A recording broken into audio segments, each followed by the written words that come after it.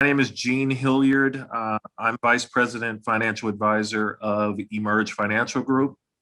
We're a financial services company in Oakland offering financial planning, offering taxes and accounting.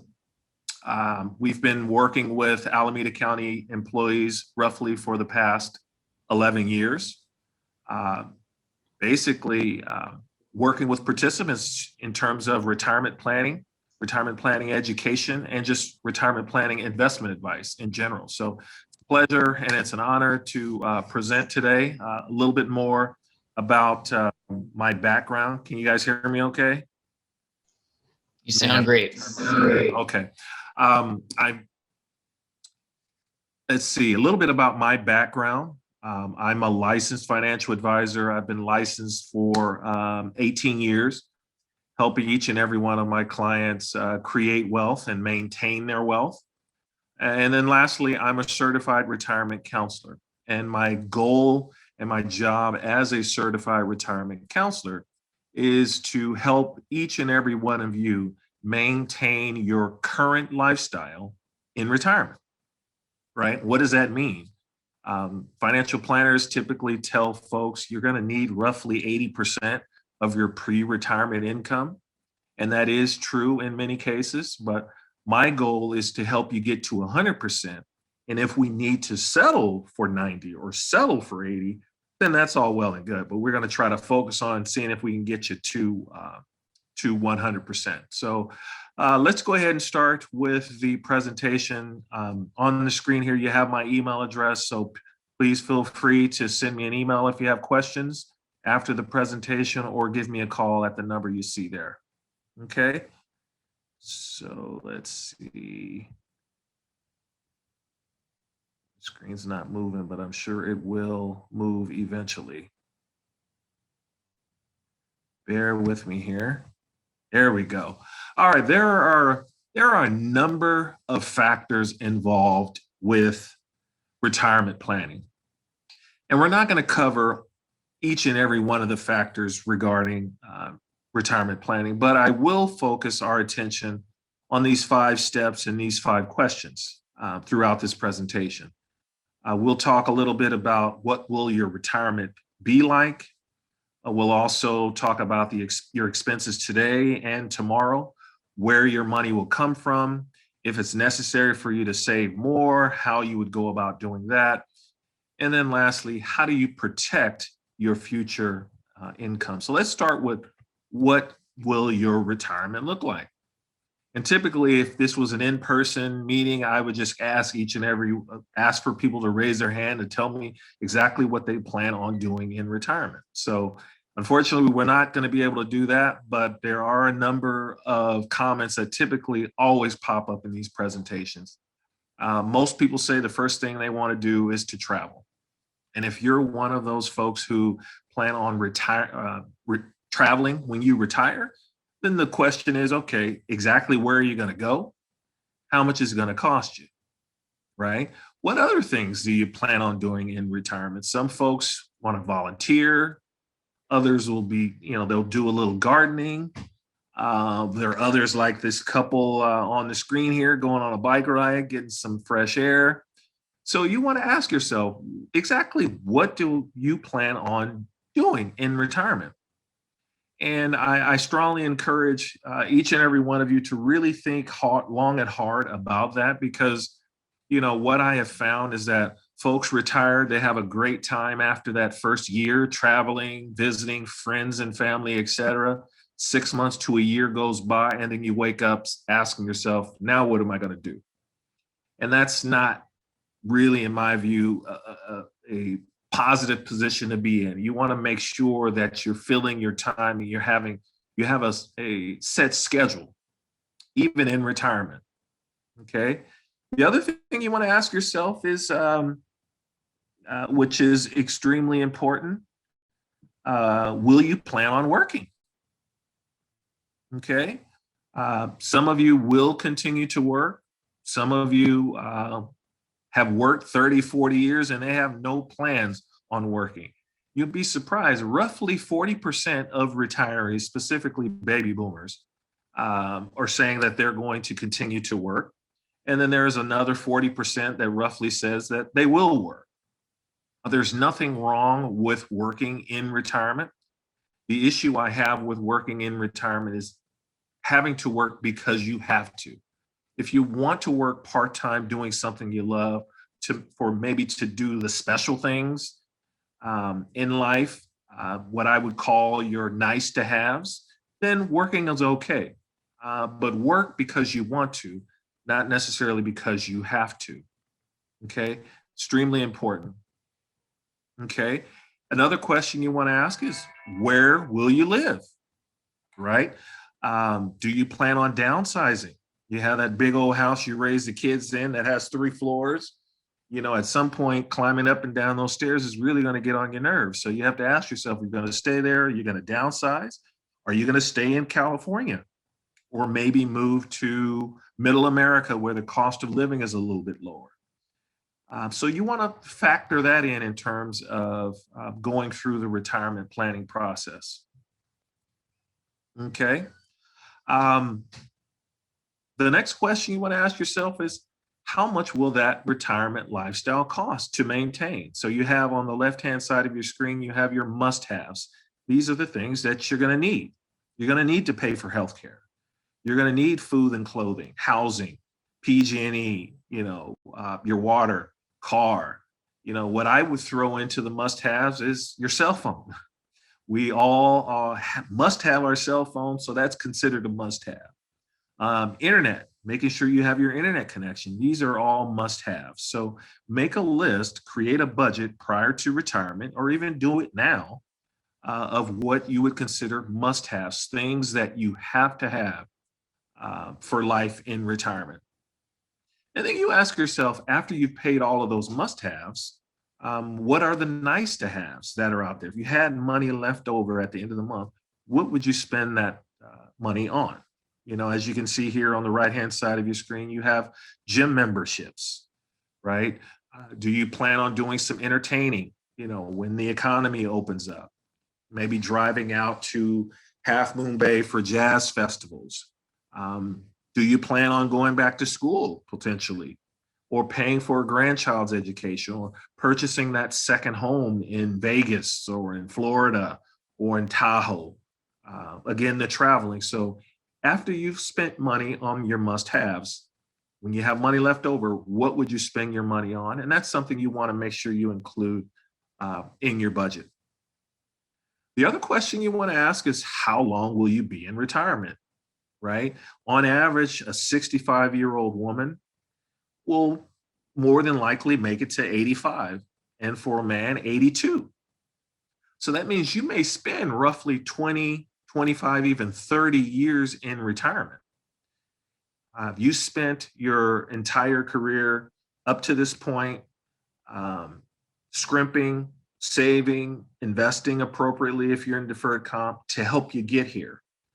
Get to retirement, creating the necessary assets for retirement. Now, the next step is you need to ensure, or at least put yourself in a position where you don't run out of money. Believe it or not, there are retirees out there that fear running out of money versus fearing death. So running out of money is a big deal. You're no longer working any longer.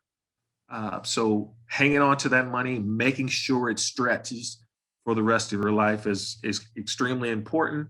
And that may require that you put away even more money prior to retirement. Once you've left county services, you're going to have a few options here in terms of how to disperse your assets.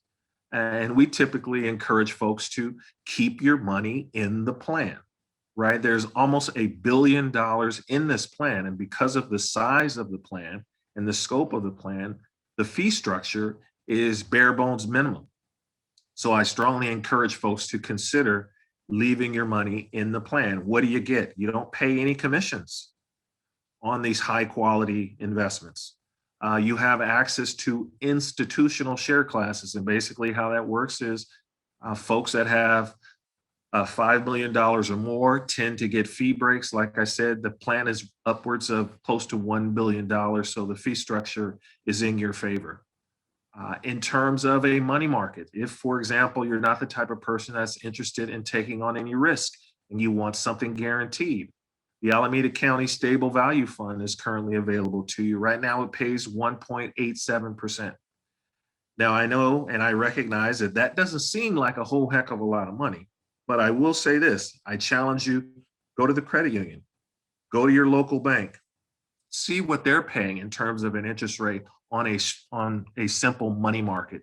And you'll find that they're paying a fraction of what the county is paying. Okay, so you're looking at 1.87%. That could change quarterly, but that's an annual number. Also, keep in mind that you have access to your money once you leave county service penalty free. Now, you're still on the hook for taxes, but there's no penalty like a 401k or a 403b. Typically, if you withdraw that money before you're 59 and a half, not only are you taxed, but you're penalized as well. That doesn't apply. And this is extremely important and vital for those folks who are sheriff deputies. As I'm sure many of you are aware, they can retire at 3% at 50. And if your money was invested in an IRA or a 401k, you'd have to wait until you're 59 and a half in order to access your money.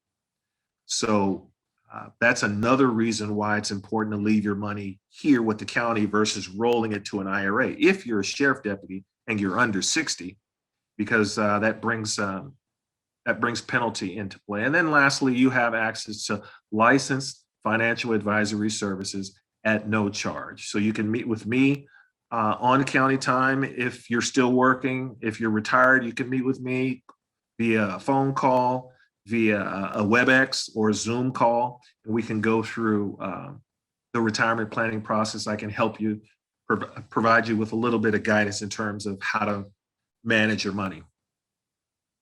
You'll also have the option of rolling your money, and I talked about it earlier, rolling your money to an IRA.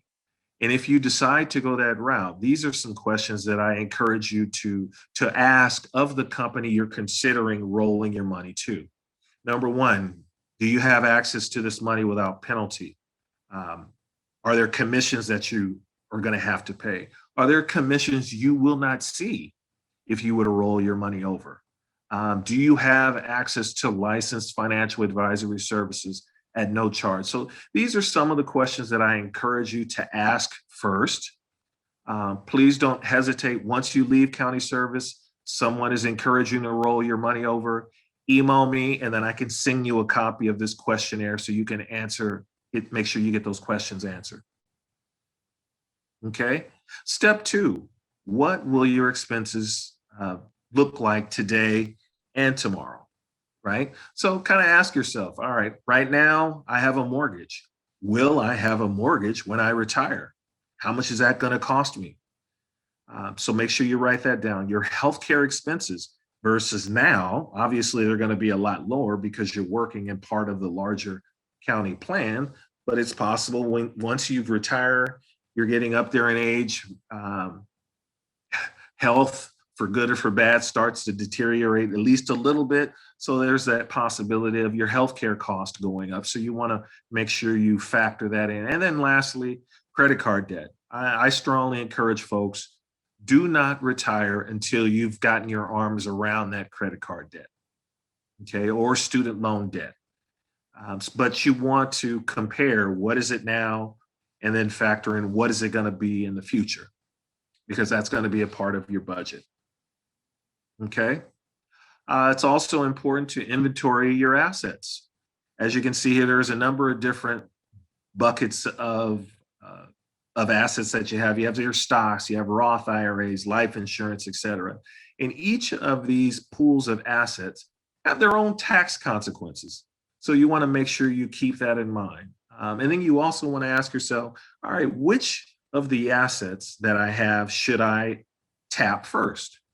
And I typically tell folks you want to focus on any taxable assets that you have that have already been taxed. That should be your first pool of assets you should start to draw down in retirement. Next is your pre-tax assets, such as a deferred comp is pre-tax. Any IRA related types of accounts.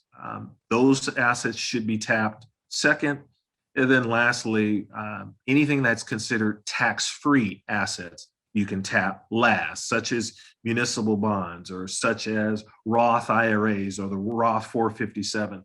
These are tax-free assets. They're typically tax-free, provided that you're at least 59 and a half, in particular, the Roth IRA. You're 59 and a half, the account's been open for at least 5 years. Those, any growth of that assets is tax-free. So make sure you inventory all of your assets. Okay. The next question you want to ask is, where will your money come from? Right. So here's a typical pie chart of where a retiree's money comes from.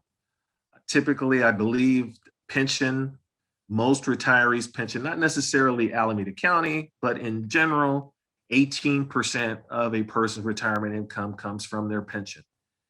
But I'd like to direct your attention towards Social Security. Typically, you're looking at 40% of a typical retiree's assets come from Social Security, right? There's a lot of concerns and angst surrounding Social Security. You know, will it still be there? How much do I anticipate getting from Social Security? I strongly encourage folks Social Security will be around. It's not going anywhere. But I would encourage, it's probably going to be tweaked. I would encourage save as if Social Security is not going to be around. Hey, if it's still around, you're still getting a little bit, then that's gravy. Okay. But you want to keep that in mind. That's, Social Security, you may not expect as much from Social Security in retirement. So, and here's a little chart that I encourage folks to take a look at. Why should you save more? As you can see here over to the left, this is a person that their income is at $25,000. They should expect roughly $13,000 from Social Security. All the way to the far right, if you're making upwards of $113,000, you're only looking at a third of your income coming from Social Security, right? Social Security was not created to replace your income. It was basically a supplement. And believe it or not, when Social Security was created, it was not created to last 20 years.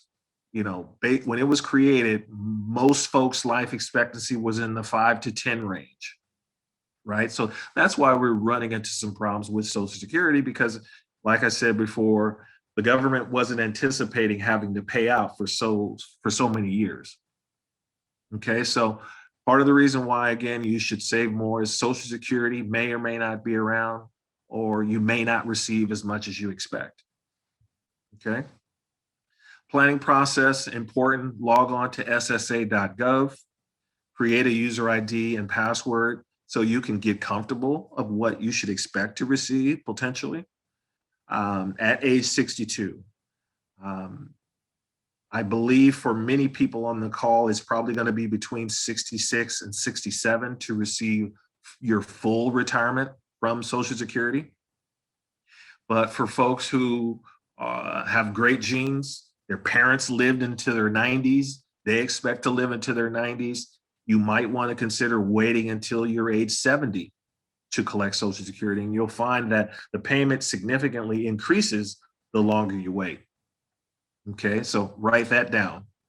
And then obviously, I believe Mike talked about it earlier, logging on to acera.org and getting comfortable with what you should expect to receive from your pension from Acera. Okay. Now let's talk a little bit about how you can save more. We went through that first step. What will retirement be like? Some of you, when the economy opens, you're going to travel, you're going to go to Europe, you're going to spend roughly $10,000 a year on that. Some of you may buy that vacation home in Lake Tahoe, that's going to cost you. So you've determined, all right, you know what retirement is going to look like. You've evaluated your expenses today and tomorrow. Maybe that house is going to be paid off in retirement. So you've evaluated both. You know where your money's going to come from. You know it's going to be from Social Security. You're going to get a little money from a SARA. You may have other pensions in other areas. You have some retirement assets you're going to tap, but you've determined I'm short. In my experience, I have found that folks are going to need roughly 15 to 20 times their current salary in some sort of retirement. So that's a big number. And you've determined, all right, I need to save more. How can I go about saving more? Okay. For those folks who are under 50, you can put away $19,500 a year. That's roughly $750 a paycheck. Okay. $750 a paycheck, assuming you're utilizing all 26 pay periods. Okay. But if you're 50 and over, you feel like you're behind the 8 ball, you haven't saved as much as you should have, the IRS will allow you to put away an additional $6,500, bringing that grand total to $26,000 a year. Okay, so you can put away $26,000 a year. That's roughly $1,000 a pay period, assuming you are utilizing all 26 pay periods in a given year. Okay, so if you're not taking advantage of the catch up and you're not putting in the max, I would strongly encourage that because I got to tell you, putting away more in retirement, that's going to help you with your retirement security. And that's going to benefit you.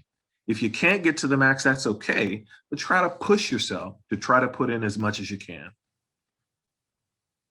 Okay. I'm sure some of you have probably heard about the 3-year catch-up, special catch-up. So this is an opportunity where the IRS will allow you to put even more money away. You're looking at roughly $39,000. You can do that with every year for 3 years prior to retirement, assuming that you qualify. How do you qualify? Well, number one, you have to be within 3 calendar years of normal county retirement age. Normal county retirement age is, I don't know how they came up with this number, but it's 57 and a half. Okay, so the soonest you can participate is 54 and a half. So if you're 54 and a half and you want to take advantage of the 3-year catch up, you can. Say you have money sitting in the credit union, earning pennies, and you'd love to get that money into deferred comp. There's a way in which you can do that. Now, you can't write me a check to put it in deferred comp. So what you would have to do to make this happen is you'd have to increase the amount of money that's coming out of your paycheck, say half. You're putting half your paycheck into deferred comp, each check. Obviously, you're short in terms of paying your bills. You can just go to the credit union and then pull your money out. So that's an opportunity to indirectly move money that's on the outside into deferred comp. So let's get back to the slide. So you have to be at least 54 and a half and within 3 years of normal county retirement age. To qualify, you have to have under contributed in prior years. So what does that mean? So let's say hypothetically, you started with the county, I don't know, 30 years ago. The minimum or the maximum to contribute to deferred comp was 10,000, right? You're new at the county, you just graduated school or you just graduated high school. You weren't making a whole lot. You didn't contribute for the first 3 or 4 years. Well, there's $10,000 each of those years that you could have put into deferred comp. So that's an area where you under contributed.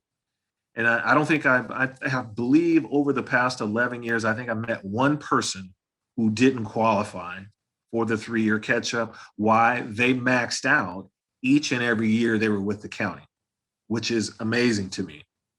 So one person out of roughly 10,000 employees that I've met with. So that's very interesting.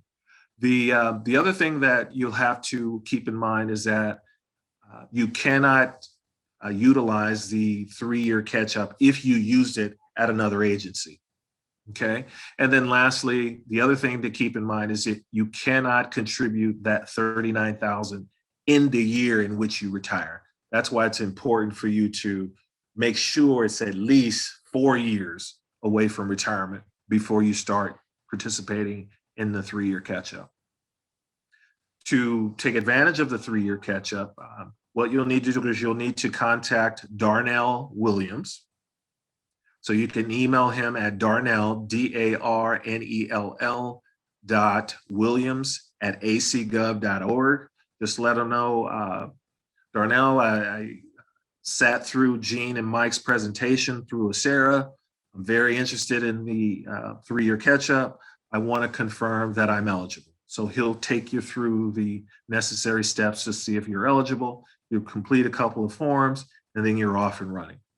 Okay? So darnell.williams@acgov.org. Okay? So again, planning process, consider increasing your retirement plan contributions. Every little bit counts. I know I'm spending a lot of time talking about the max, but if you can move from 200 to 300 or 300 to 400, that's going to make a huge difference in your retirement.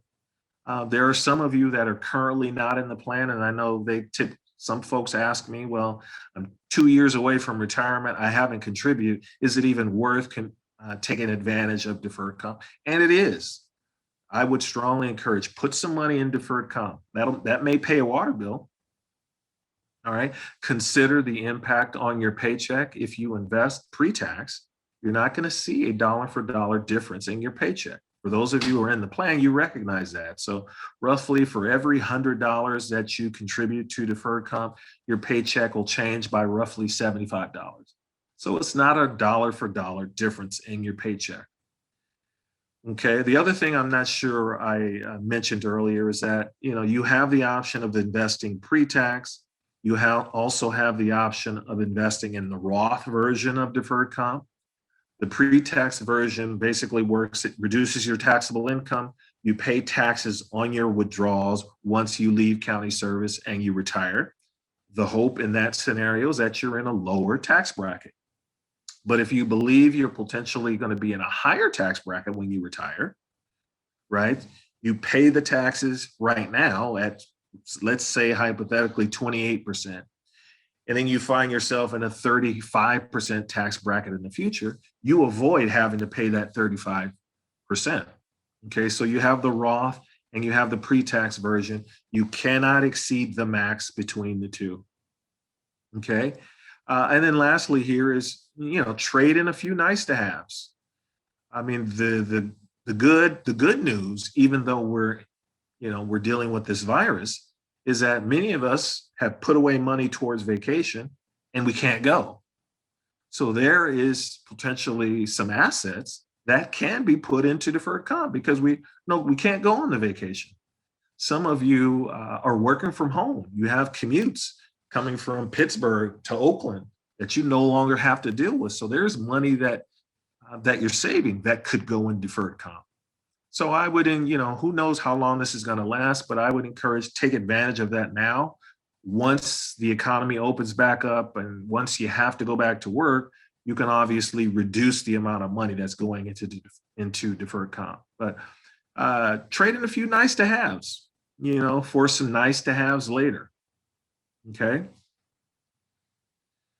And the last step here is, how can you protect your future income? Okay, protecting your income it's a balancing act. On the left, you have money, you have what you're making in deferred comp, and that's interest. How much interest you're earning on your money on the left-hand side. And on the right-hand side, you have money that you're taking. This is money that you're withdrawing from your account. And this is a balancing act. For example, let's say you're making 3% on your money on the left, yet you're taking 10% of your assets every year towards retirement.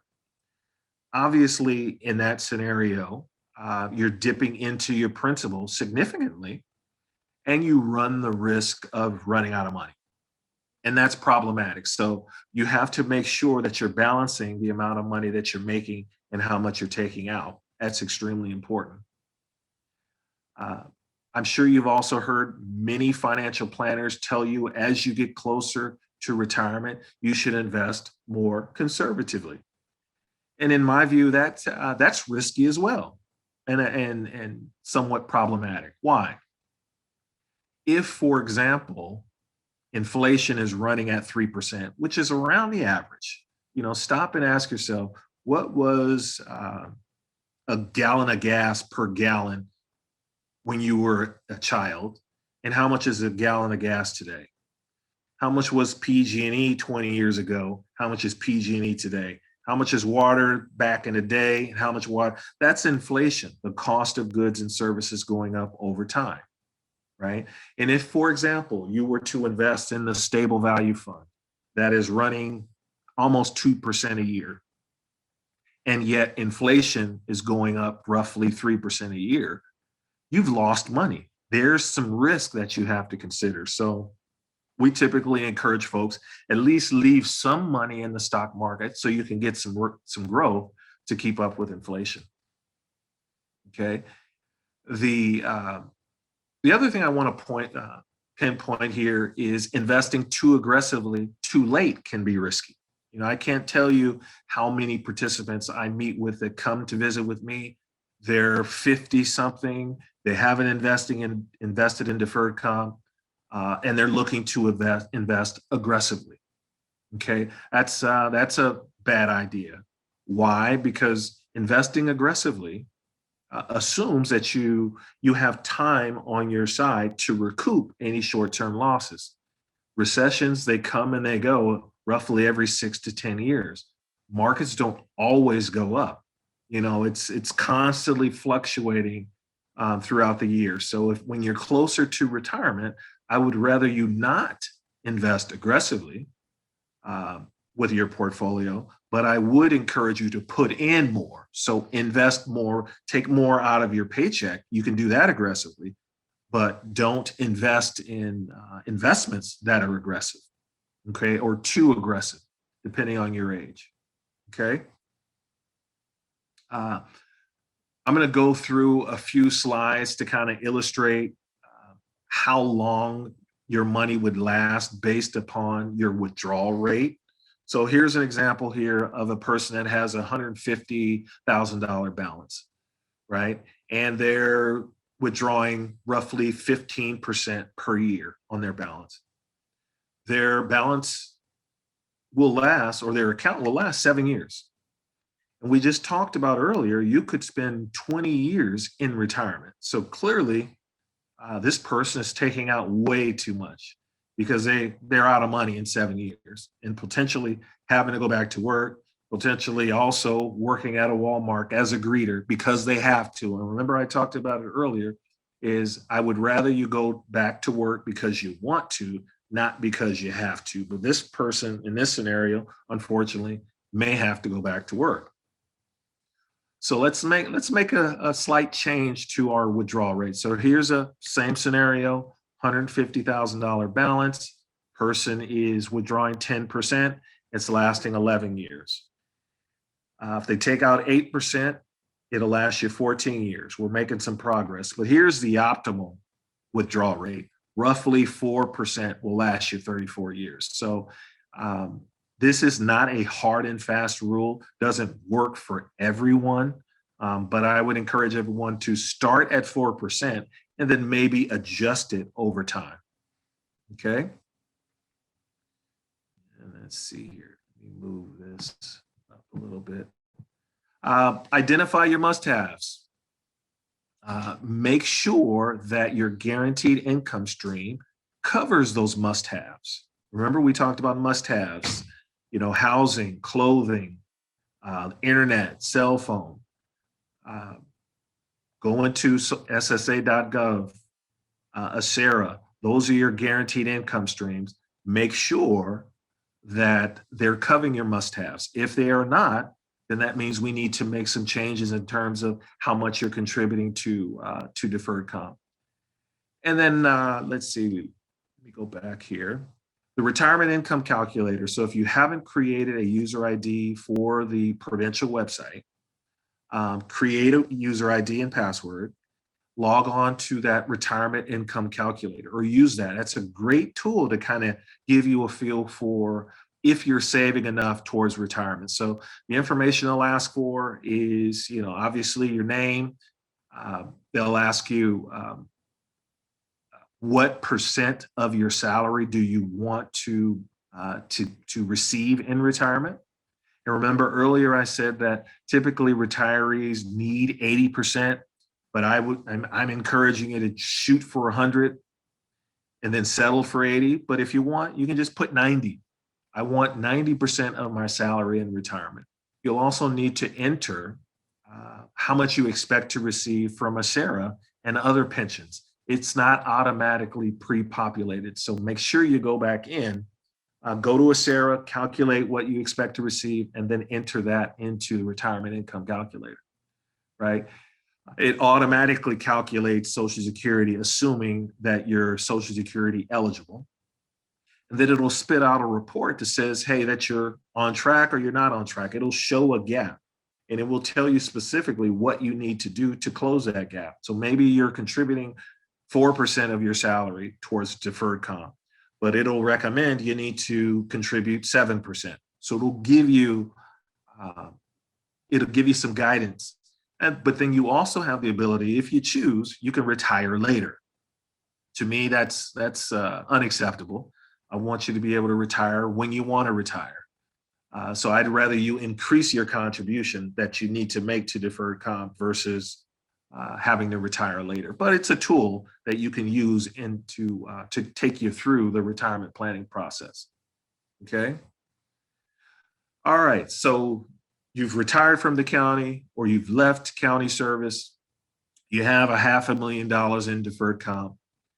Some folks will take their money and just put it in an interest saving paying account, or maybe they'll put it in stable value in deferred comp and then just live off the interest. Okay. So some people will do that. Some people will take systematic withdrawals. So let's say hypothetically, your bills are $5,000. You expect to receive, I don't know, $2,500 from a SERA. You expect to receive another $2,000 from Social Security. You're short $500 a month. You can set it up on the system, Prudential system, to take a monthly systematic withdrawal of $500.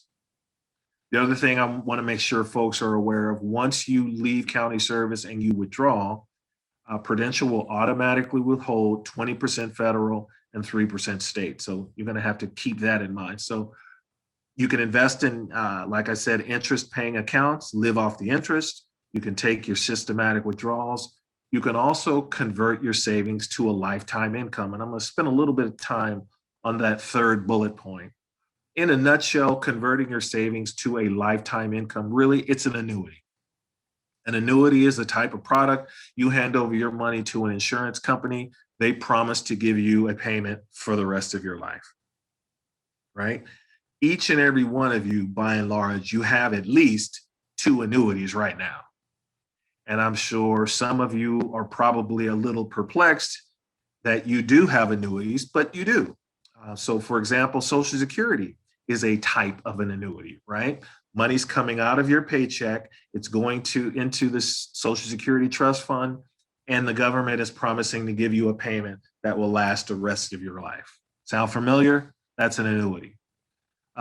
Your pension is a type of annuity, same deal. Money's coming out of your paycheck. It's invested through a SERA, and Alameda County is promising to give you a payment for the rest of your life. So this is potentially a third option, third annuity that you can use with your deferred comp money, right? Most people, or people who use the annuities, are the type of person that's just a little concerned that they're not disciplined enough to stay within that withdrawal rate. Remember, I talked about earlier, 4% is the number you want to use in terms of how much you withdraw. And some people kind of dip in, they'll take 5 or they take a little here and there. So they're concerned about that. So they would rather release that control or give that control to an insurance company to make sure that they run out of money. But if you invest in annuity, just recognize there's pros and your cons. The cons, it's going to cost you some more. Okay, so if you're considering an annuity, maybe an insurance agent is pitching an annuity to you, I would strongly encourage reach out to me. I will give you my advice, give you a second opinion on whether or not this is a good deal for you, given your circumstances, and you can go from there. It doesn't cost you anything, so I encourage you to take advantage of that.